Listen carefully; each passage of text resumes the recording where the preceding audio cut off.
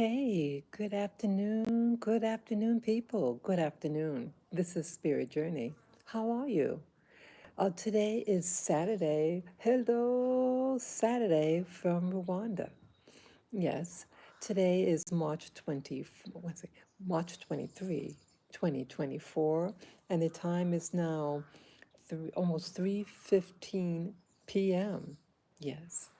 And let me show you a little bit outside. Let me see here. Just a moment. This outdoors. The sky is yeah, it's drizzling a little bit. It's a beautiful moment. Turn it around. Yeah, yeah, feels like a while since I've done a video. Yes, hello viewer. Hey, Nubian. It's been a minute. Yeah, how you doing? It's good to see you. Yes, I'm just coming on now. Oh, it's raining there too, Nubian. Okay, okay. Yeah, yeah, what I want to talk about today. My title was to give thanks, thank you, Rwanda. And I'm going to talk about other things too. Um, yeah, I want to give thanks. I like sometimes you're at a moment and okay, been busy. Yeah, you start to feel very good and thankful. Yes, a lot. I didn't hold back with you guys. There were a lot of bad things that happened to me here, but yeah, I'm just looking outside the window. Um, but when you want to give thanks, when you start to feel you know, appreciative about the things that you do have, and I just wanted to say thank you, Rwanda. Thank you, Rwanda. Yeah, I gone outside today with Labby. Yeah, you see. Oh, he's hiding back there. Let me show you the camera. Yeah, Lavender. Yeah. Sorry, glitching. Yeah, I went out with Lavender early this morning. Yeah, I still try. Like in America, I will go out early with my dogs. And since I've been here in Rwanda, again, Lavender, many of you know, he's in and out of the hospital, and he did have an exam yesterday. Oh, okay, hey, thank you, thank you, thank you, thank you so much. I forgot again. I forgot again it was out there. Yeah, yeah. Thank you so much. Mama Mutse. No, Mubakozo, Mubakoze, Mubakoze. Mwiriwe. Miliwe. Yes, Miliwe. Tugeze muri aya masaha. Tugeze kuri iyi saha. Mwiriwe. Yes, Miliwe. Miliwe. Yes. Yes. Tugeze saha. Mubakoze. Murakoze. Mubakoze. Sawa. Yeah. Yeah, I'm getting there. Bari filmi. Yeah, yeah. Ew. Mubakoze. Sawa. Yeah. Yeah, that's my yeah, he is yeah, I always want to respect people's privacy. Yeah, he works on the grounds here in the house. He does it, I mean, outside the garden. And it's starting to drizzle and I forgot that I have the cushions. We have like this I don't know what you call it, but you can like hang out there, and enjoy the sun. And so it started to drizzle, so he had to move the cushions back in here. And he was nice enough to bring it in. Very nice man. Very, very nice man. Yeah, and so he's trying to help me. It's speaking the language, the greetings, stuff like that. The people are great here for that. And I give them a thumbs up for that too. Yeah, I'm not offended whatsoever. It's their way of sharing. And one way of how people share is to share their language. And I want to learn. Oh no, not a balcony. It's like it's it's it's it's a seating area, And and maybe I should just show it. Let me just see. Oh no, he's out there. Yeah, I don't want to. I might show it later on. Yeah. Let me see. He might have just stepped away. Let's see. Okay. Let me show you now. Okay, this thing here.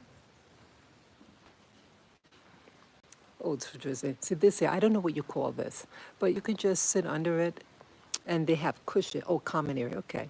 Yeah, this is the garden. It's drizzling on, so I can't stay here long. Okay.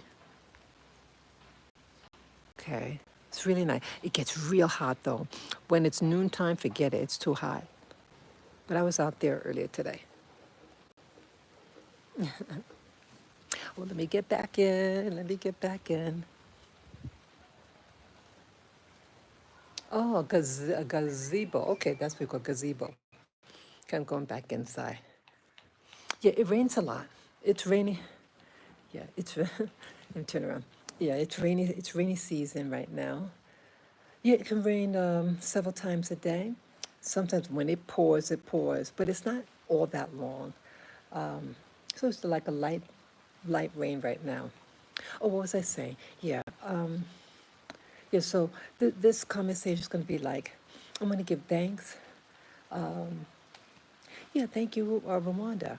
And here my groundskeeper, he lives in a part of the house. It's attached to the house, the main part of the house, but it's separate. It has a separate area um, for his storage of the tools, things like that, the bathroom, all that. Really good guy. It's very common here in Rwanda and I think all of Africa. People have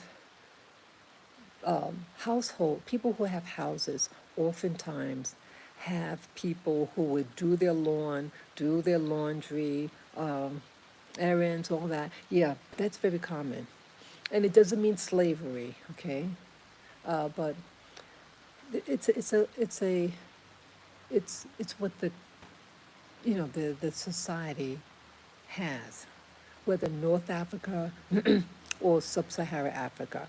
It's common. It's so many people who have modest income, modest life, and so I guess to like it's like a hierarchy, and those who have employ.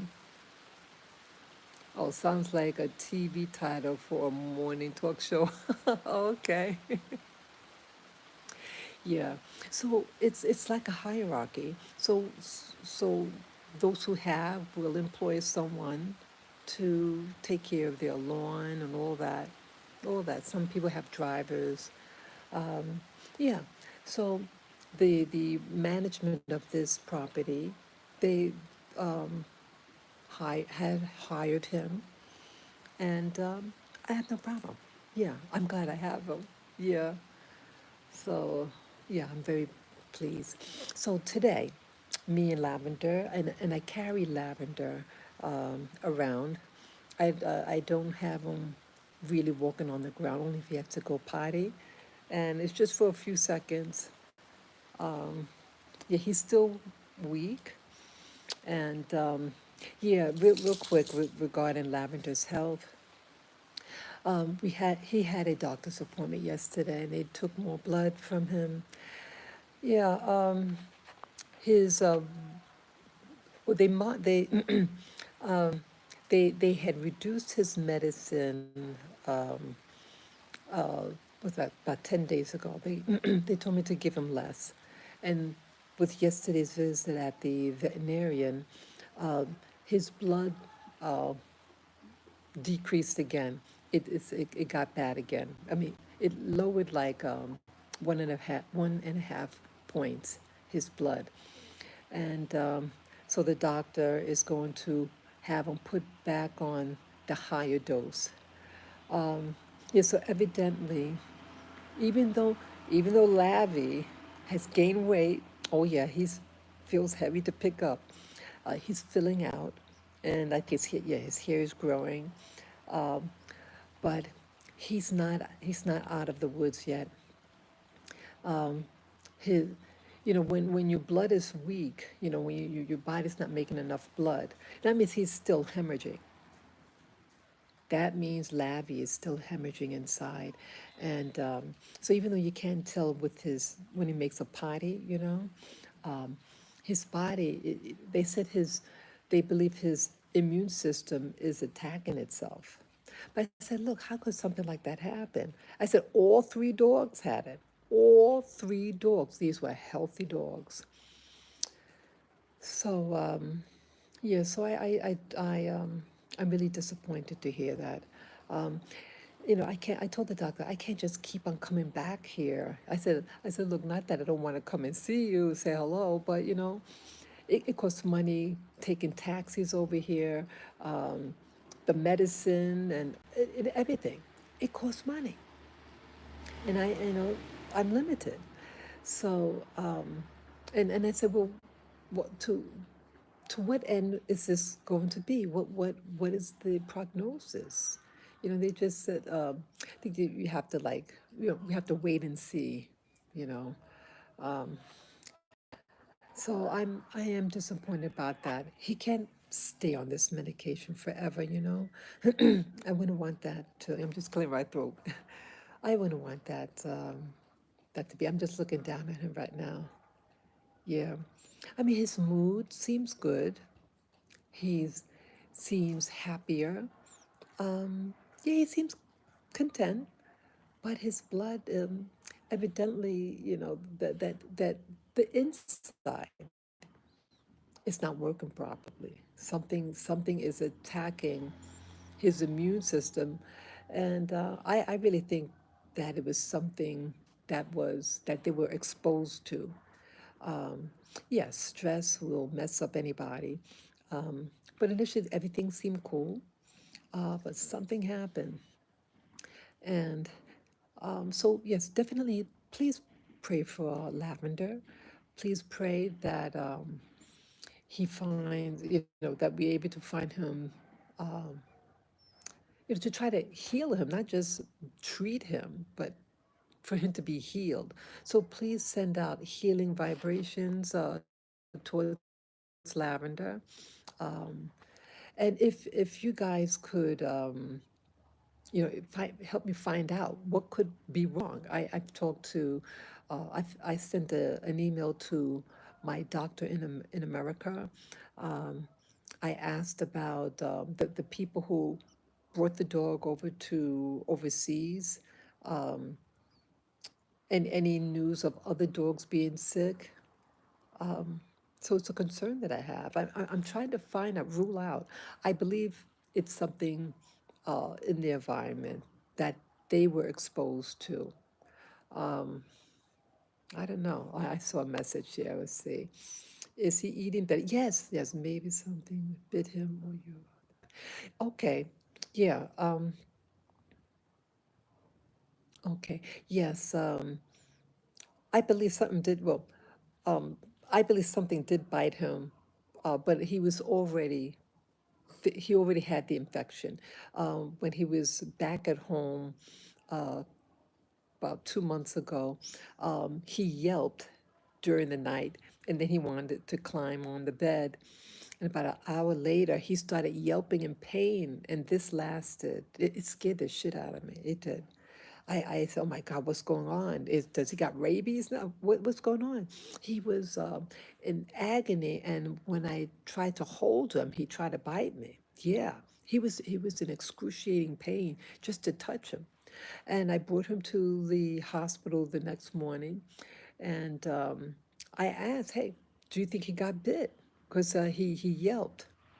Yeah, and the doctors did find um, an inflammation on his leg, like a bite, but they never said. They just gave him pain medication. But at some point, did he get bitten? But either way, he was already sick before I think he got bit. Um, his immunity is low. And when they put him on a cortisone, um, and that pretty much arrests your own body's immune system. See, his immune system is, they believe, is attacking his body. So they have to sort of like arrest his body to not attack itself. So it could at least start to heal his body and then eventually decrease the medicine. They have to find out. So if you guys are able to help me do research, find out what could happen. Is it because they're small breeds?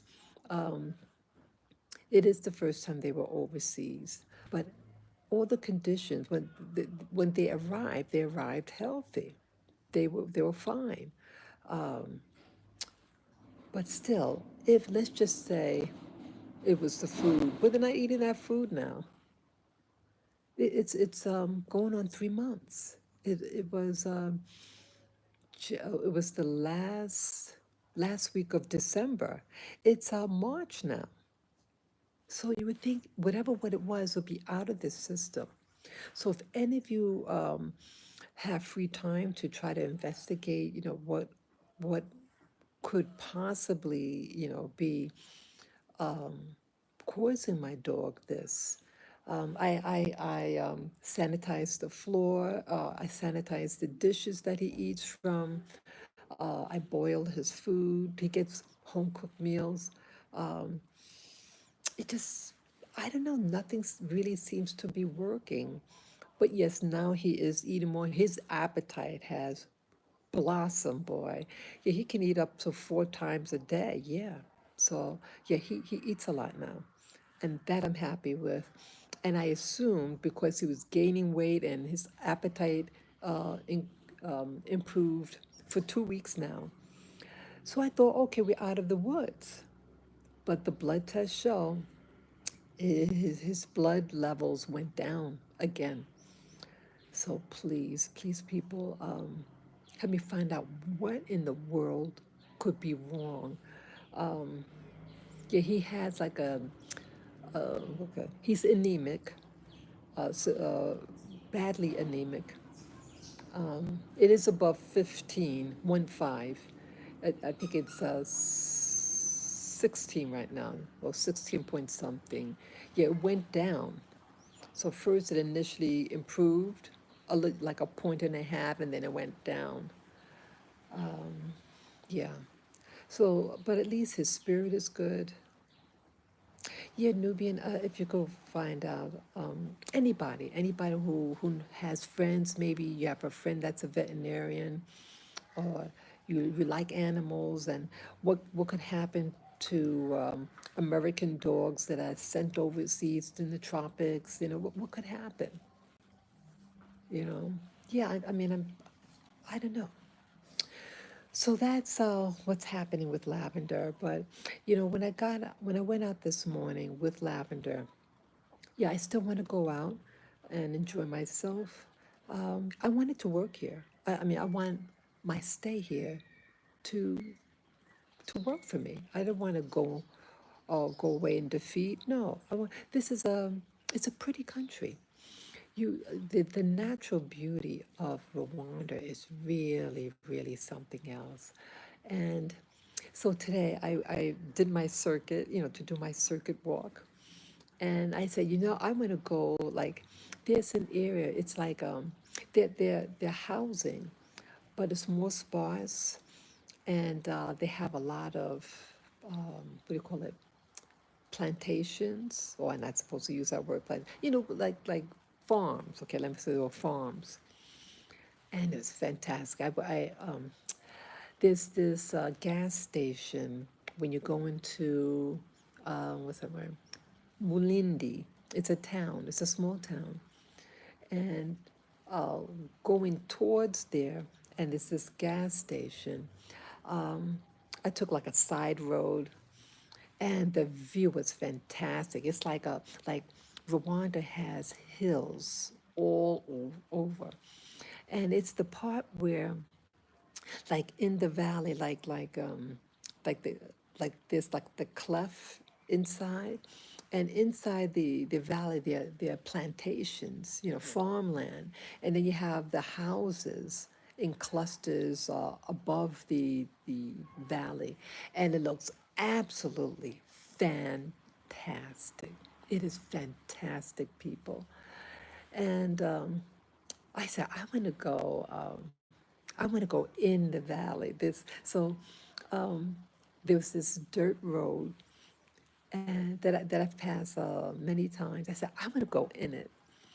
It's very residential, very rural. Okay, very rural. This is farmers, what we call farmers, and the people are real. When I went down in there early in the morning, it was it was sunlight. People were brushing their teeth out. Yeah, people there, they brush their teeth outside. They're just standing there and brushing their teeth. Yeah, because I don't think they have running water inside where they live. Like they have a structure, but I think like their water and stuff is outside. So this is real country like, and they're like looking at me like, look at this lady with this dog. Some of them might think it's a monkey, because the face kind of looks like a monkey. And I had the dog in a sling. And yes, I know I look different. I know that. Don't be, yeah, just look at it. Yeah, they got birds of prey here. Don't feel defensive because someone's looking at you. I don't look like the people here, a lot of the people. I don't dress like them. So I expect certain things, and I just, say hi, how you doing? Well, I say it in Kinyarwanda, um, like good morning is Marva Mutse, and let's see, hello is Muraho. And you just, say that and you wave, and they usually they're really friendly, especially the farmers. I like the farm ladies. A lot of women work on the farm. Well, we call it like the plantation. They grow what looks like taro and some type of pumpkin, something that looks like a pumpkin. Let's see. Yeah, I have to find out what they grow, but they're hardworking people. They're up early in the morning. Yeah, so the people who get up early in the morning are the farmers and those people like who like jogging. You have to mostly guys do the jogging, or they do like strengthening exercises on the road, things like that's who's out there. And you get to see the same people and you just say, how you doing? Oh, Nubian saying it's a lot of hair braiding shops there. There are what do you call it, hair places.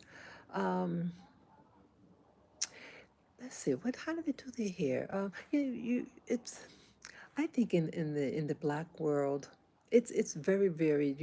You have people who have the little the braids, the box braids. Um, are there? I'm trying to see. I'm trying to visualize right now. Yeah, people, females who wear natural, like a short fro. I mean, not like in the 70s, but they have it here in a natural texture and a short cut with children, elementary school children. The girls all have their hair shaved off. Yeah, all of it. And yeah, and the boys, of course, have their hair short also, but they want you to be focused on your studies. They don't want you to be focused on your, so-called beauty and things like that. Let them focus on their work. So they get their hair cut all off, and they look beautiful with the hair short. And they wear uniforms also here in Rwanda. It's very much, in my opinion, like the Caribbean. Yeah, I used to live in the Caribbean also, and I used to live in St. Thomas, and they wore uniforms there, and they wear uniforms here as well. Someone just asked a question. Yeah, I read about that a few years ago. Yeah, the black world wears their hair in all different types of style. Yes, of course, the braids, the box braids, um, cornrows, just like in America. The same thing. It's the same thing. And yes, so there are many salons all over. Um, it looks very rustic. I've never been in one. Oh, I got invited to a wedding. It's going to be it's a Rwandan couple, black couple, and they're getting married next month. And it's my veterinarian, and he invited me to his wedding. I said, yeah. So he sent me the invitation email, and there's I forget the name, what you call it.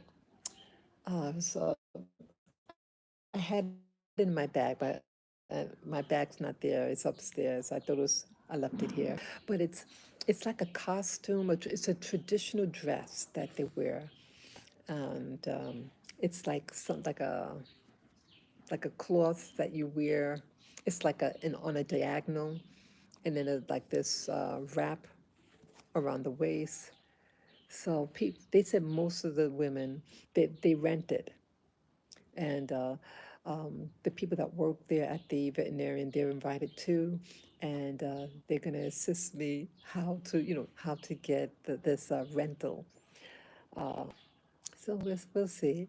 But if it's something that I could that I because I got some outfits made, I'll just you know if it's just a matter just putting that I'll go on the internet and see what they wear for the wedding, and some of those outfits I didn't use yet.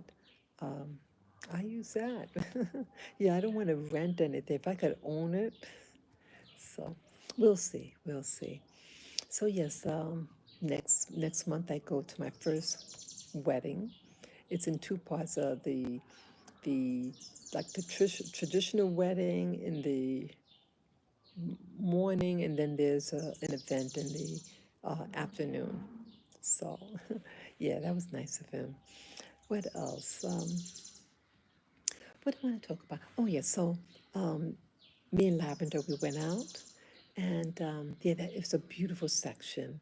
It's like it's right next to the gas station when you go into Mulindi, and it's like a dirt road.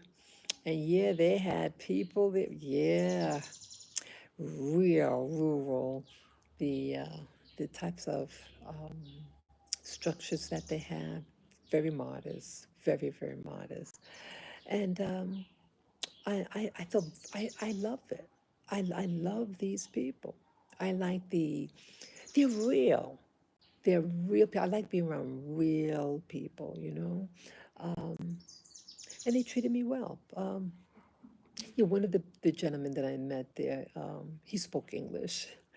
And yeah, his English seemed pretty good. It was very brief, the conversation. And I'm showing him my dog. He says, oh, what is it, what is that? I said, this is my dog. And then he said, oh, it looks like a toy. I said, no, it's a dog. And what a lady, kind of like stern. She was brushing her teeth. Yeah, it was a very candid moment, people. Real candid. Yeah. They, I guess they're just starting their day also. Yeah, sunrise comes up around 6:05 in the morning. Yeah, about 6:05 in the morning. And so it's daylight. When you work on a farm or land, you get up when the sun is up because daylight, you have to take advantage of daylight, and it gets hot in the sun. So you get up early so you can get more work done. And when it's too hot, honey, you have to go in that shade. Yeah. Let me just see. I just saw a comment. Let's see. Yeah. Overall, they've been treating me very well. The locals, what you call the real locals, the farmers. See again, The people who are up early when I go out for a walk are the farmers, and I think it's they're curious, and they like that. Okay, this lady, some foreign lady, wearing Western type clothes. Hey, she said hello to me, and they're really basically very nice people. Yeah, I got this guy, met a guy who is, you're very flirtatious. The men here, they're friendly. They're generally very friendly to people here. Um, they do this thing also. I have to ask someone.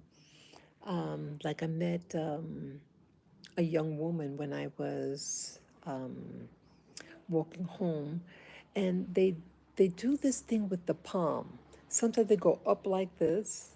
Most of them, the kids, they go like that, or the lady, grown lady, went like that, and you put your hand on top of their hand, and so I want to find out what that is.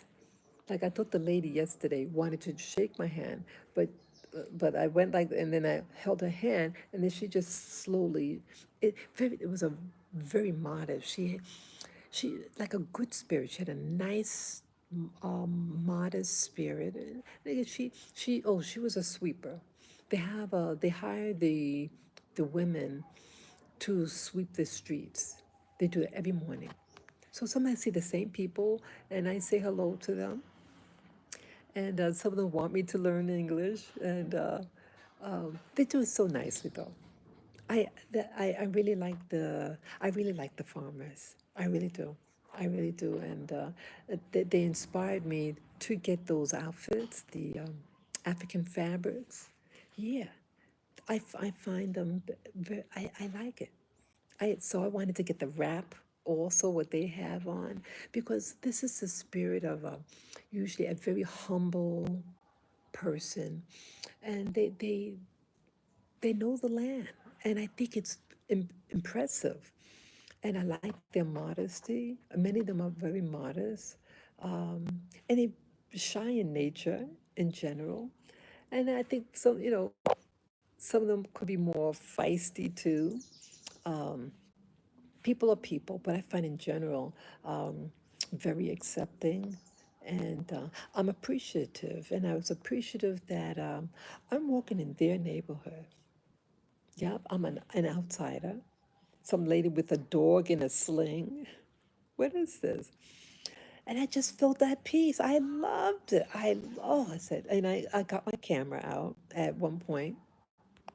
So I got my camera out, and I showed this section. Yeah, I uploaded the video, so it's there for you to see. It's just a 3-minute video of the valley, and it was. I said, "Wow!" It just. I said, This is why I came here. I want to see this. I want to see beauty, the land. I would love to get a piece of that piece of land, and yeah, my batteries are going low too.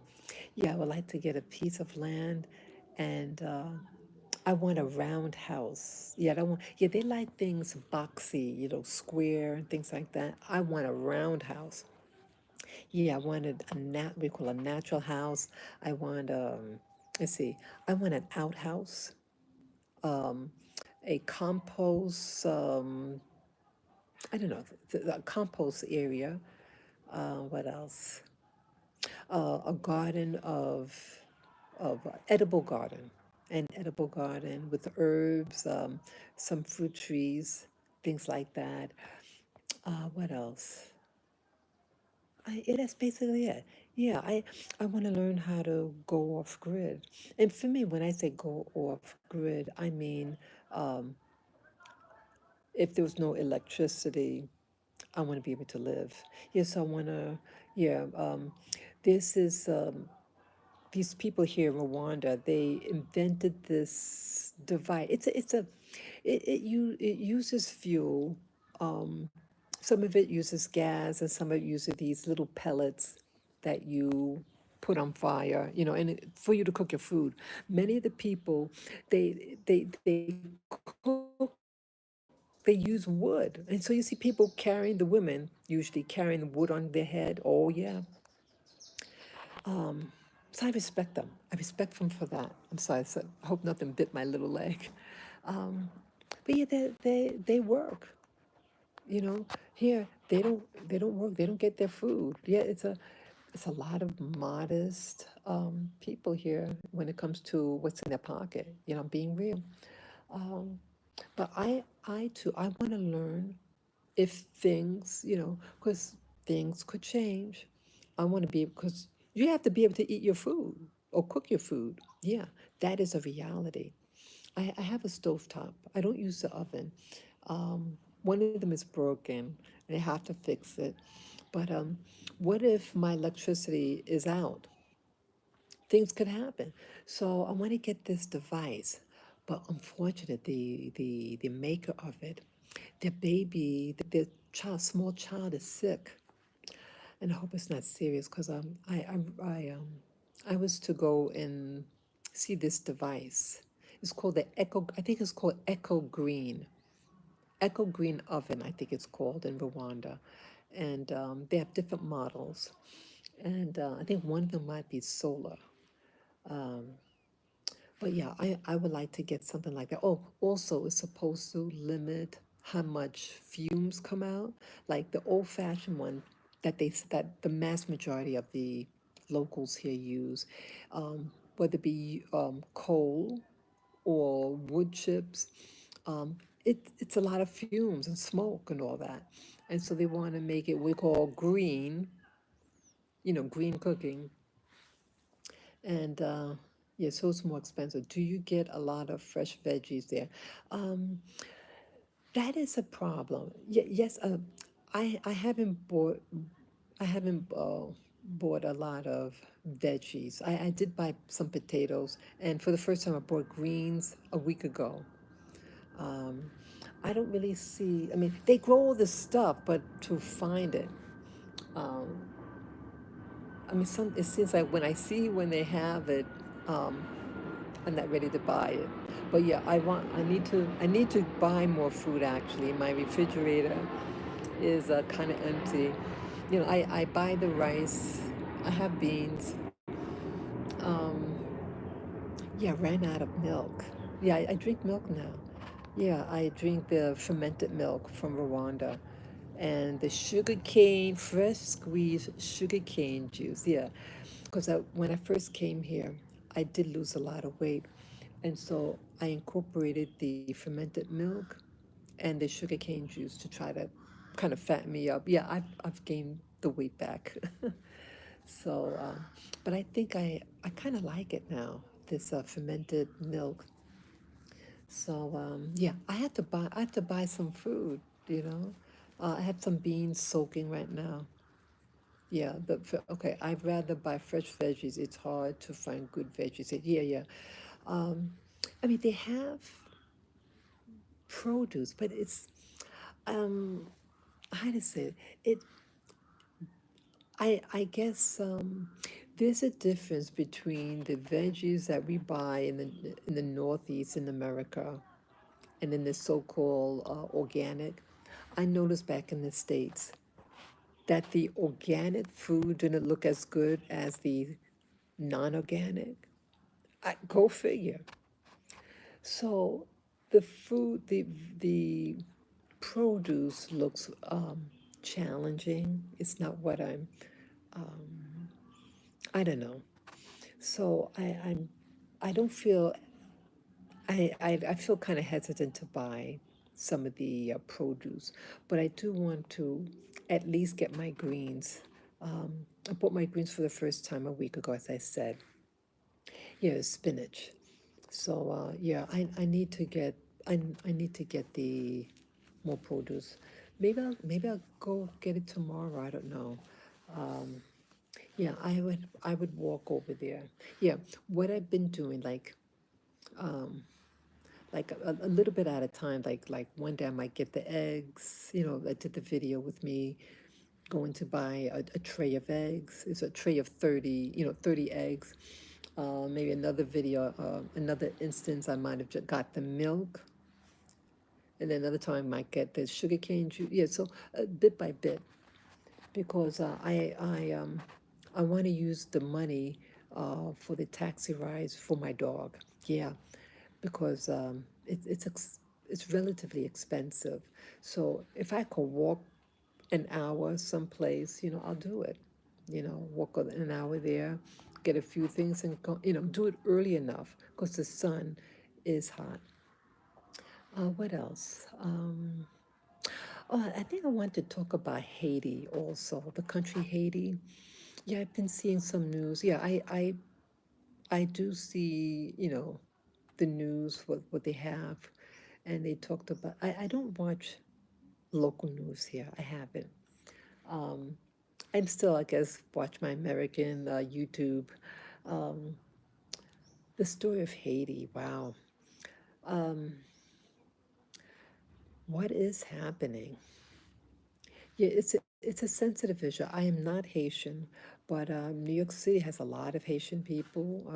I dated a guy who was from Haiti. It's a lot of chaos happening there, and I think the reason why I'm mentioning them, see, anything could happen in any country. Um, yeah, they talked about this one video I saw. They talked about the history. A lady from Haiti. I think she's living in Canada or something like that, and so they it interviewed her on the, to get a perspective on what's going on in Haiti. And I think they did that because they don't want to be showed to be racist. So they get a black lady who's from Haiti to talk about Haiti. It is what it is. So she talked a little bit about the history of Haiti and what is going on. What is going on? I feel sorry. I feel sorry for, when they had that earthquake in 2011, 2011 or 2010. Yeah, I think it was 2010. Oh, thunder. I won't stay on too long.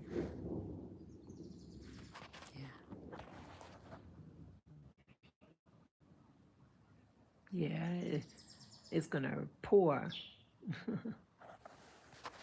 Yeah. So I won't stay on too long. Yeah, it's like um the the the country had an embargo. Yeah, that she talked about, I think, in 1915, that's 1915, it was invaded Haiti by, North America. And and there was an occupation of them from, let's see, 1915 to 1935. And during that time is when they were making movies about voodoo. It's all what do you call it? Propaganda. That's the word. It's all this propaganda. And now, in 2024, they're passing this video that they're allegedly cannibals. I know a lot of Haitians, or I should say, enough Haitians. They're real picky about what they eat. Oh, yes. Even when I lived in the Caribbean, and there were knew a Haitian girl at my job, real picky about what she eats, and they're not into eating people. But see, Haiti's the one of the few countries in the Americas that could brag about that they fought and won their independence. But I think, as I mentioned before, I think where the country where they slipped was that they trusted that the French, the, the country of France, was going to give them equality when they said, "Oh, we'll make you citizens," and the guy believed them. They kidnapped the leader of the Haitian Revolution, and they sent him to, I think it was France, in jail, in prison, where he died. And then another ruler in Haiti popped up. See, and I know of other Haitians now, and the perception is that, with the history that you were able to kill off, not supposed to say that word, to defend yourself against the Napoleonic forces, which were the strongest European force of its day at that time. They successfully destroyed, protected themselves. And with that, you know, but now it's like they're trying to kiss ass. And I'm not, it baffles me. It baffles me to this day that with such a beautiful, with a history of that success, and then not learn from your mistake from the past. And it's like, people wake up. And I mean, I don't want to sound like I'm criticizing so much. Wow. But I really wish the best for that country. And I'm also mentioning about Haiti because the U.S. isn't far behind. What's happened in Haiti, this takeover, I think the same thing. Well, the same thing is slowly happening in the large cities in America. I saw the writing on the wall, and it's being invaded now. They're using the so-called migrants as a weapon, and they're going to weaponize these people, and they bring them in, and then they saying, "Oh, you can't stay here in this hotel." So they're only allowing if you're single 1 month, and if you have a family 2 months, and then you put them on the street. They're going to get angry. They're all getting angry, and they're fighting now. I saw that coming, and that's also why I left. I didn't want to be in the middle of everything. I can't have that happening.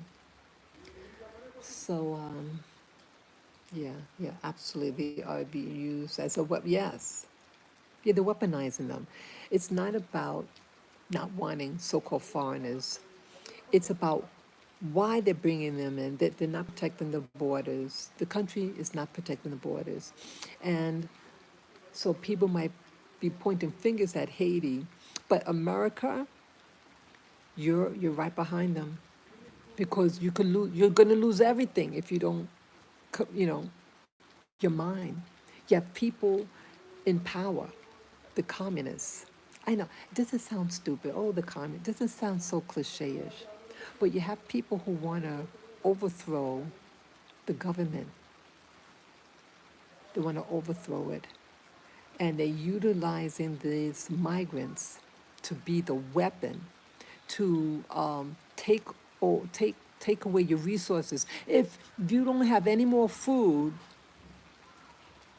or medical, because even when I went there, even before I left, I couldn't get an appointment for the foot doctor until 4 months. 4 months because of the migrant situation. They're occupying all the seats there. They're not paying for anything. It costs me money, to come to Rwanda. It costs money. They don't want people coming to other countries and to zap their resources of jobs. For, if you have money, hey, they don't mind people coming in. But here but there in America, all the resources are being exhausted, and that is by design. When you are hungry, when you're hungry, and you can't get medical care either, what's going to happen? There's a song, a West Indian song, "A hungry man is an angry man." Are there any West Indians in the house? A hungry man is an angry man. And what do angry men do? Fight. And that's what they're relying on. And they're relying on a lot of the males, young men, to enter and to bust them into major cities like New York City, Chicago. Finally, some of the blacks in Chicago are waking up. Yeah, they're waking up and saying, "Hey, wait a minute. our resources. They're getting violent. Yeah, they're so because see, they set up they set up the scenario, the people in power, and they used the race card. They knew a lot of black women all into that about racism, all this and that, right? Yep, she wants to protect her family and all that from Whitey, remember? Well, you got fooled. You got fooled, people. You black woman, black family, you got fooled. They relied on your fear and hatred of white America, the angry white man. That was a that was a communist trick, and they've done that before, and we fell for it again. Now it's like, whoa, wait a minute. You're bringing in all these people, and they're taking your jobs.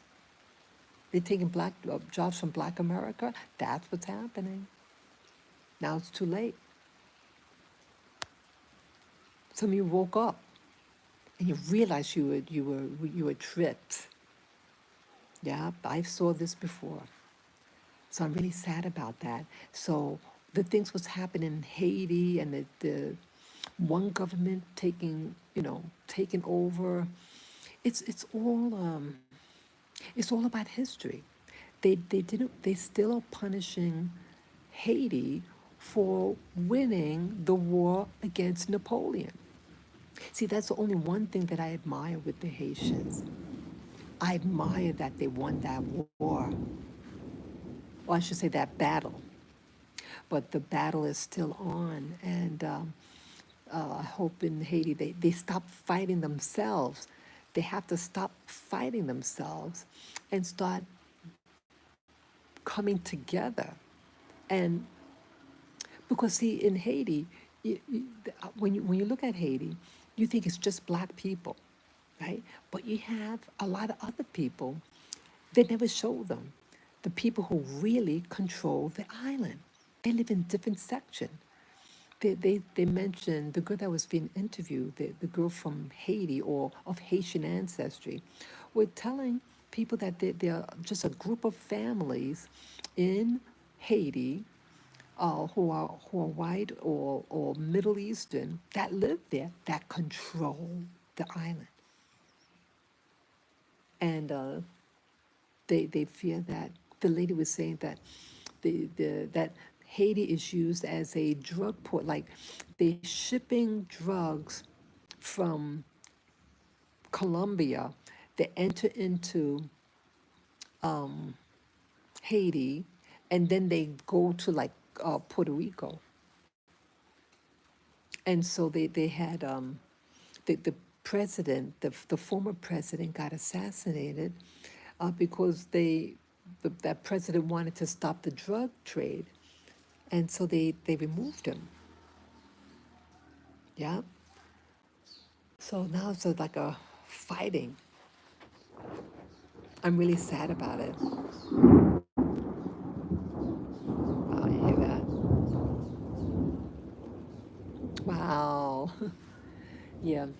So I share these things because we might like to point fingers at countries like Haiti, but America, you're right near them.